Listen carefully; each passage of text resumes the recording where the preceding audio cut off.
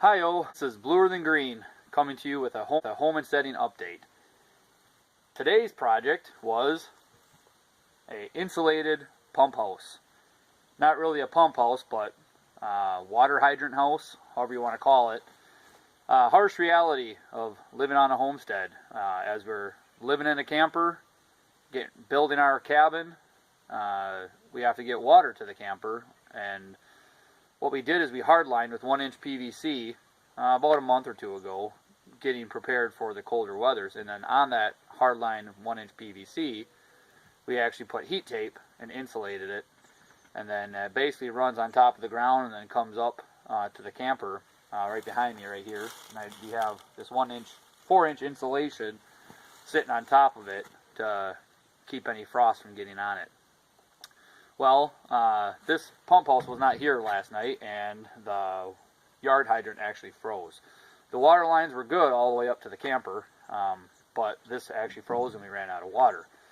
So I woke up this morning at about 5 o'clock, wanted to make some coffee, realized we had no running water on our tap. I'm like, uh-oh, that's not what I wanted to work on. Thankfully, it was just in the yard hydrant and it wasn't in the camper, because I didn't want to be replacing a hot water heater or water lines in these temperatures, especially when my family is dependent upon that for their day-to-day use.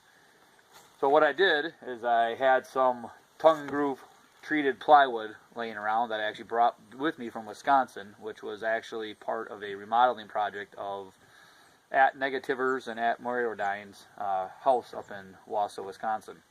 And they were going to throw it out after there was some water damage, and I said, hey, let me have that.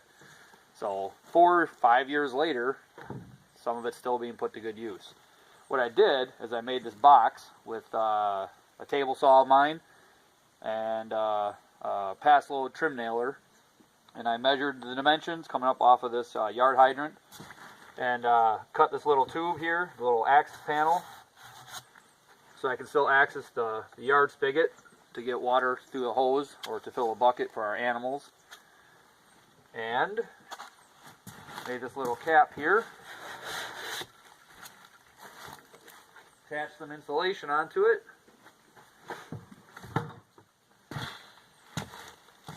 and then put a little light in there, as you can probably see it glowing, just like the kind you put over top of baby chicks or baby ducks. 60-watt bulb.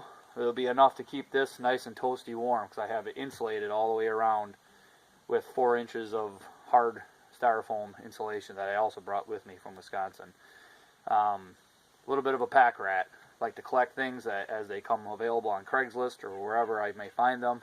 People getting ready to throw them out after remodeling projects. And I hold on to it until a time such as this. Well, let me bring you in closer and show you how I did this.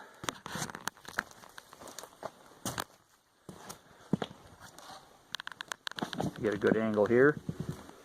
You can see the light, the hardline plumbing, yard hydrant.